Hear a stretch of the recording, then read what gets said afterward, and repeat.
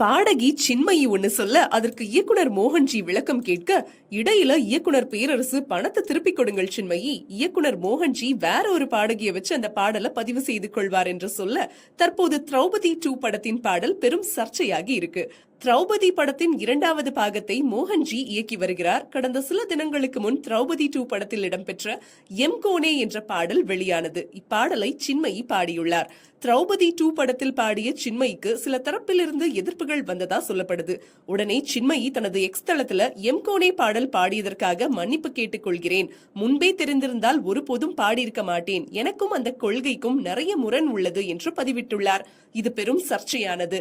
பாடகி சின்மயி கூறிய கருத்திற்கு திரௌபதி 2 படத்தின் இயக்குனரான மோகன்ஜி தனது தரப்பிலிருந்து விளக்கத்தை தெரிவித்து கேள்வியும் எழுப்பியுள்ளார்.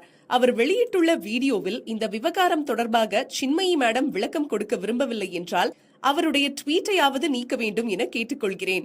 விரைவில் சின்மயி மேடத்திடமிருந்து நல்ல பதில் எதிர்பார்க்கிறேன் என்று தான் வெளியிட்டுள்ள வீடியோவில் தெரிவித்துள்ளார் மோகன்ஜி. இதற்கிடையில் இந்த சர்ச்சைகளுக்கு இடையில் புகுந்த இயக்குனர் பேரரசு, இப்பவும் ஒன்னும் கெட்டு போகல சின்மயி அவர்களே, பாடுவதற்காக தாங்கள் வாங்கிய சம்பளத்தை திருப்பி கொடுத்துவிட்டு உங்கள் குரலை நீக்கிவிடச் சொல்லலாம். கொள்கையை விட பணமா முக்கியம்? இயக்குனர் திரு மோகன்ஜி அவர்கள் வேறொரு குரலை பதிவு செய்து கொள்ளவும் வாய்ப்பிருக்கிறது என்று சின்மயின் பதிவுக்கு பதிலடி கொடுத்துள்ளார்.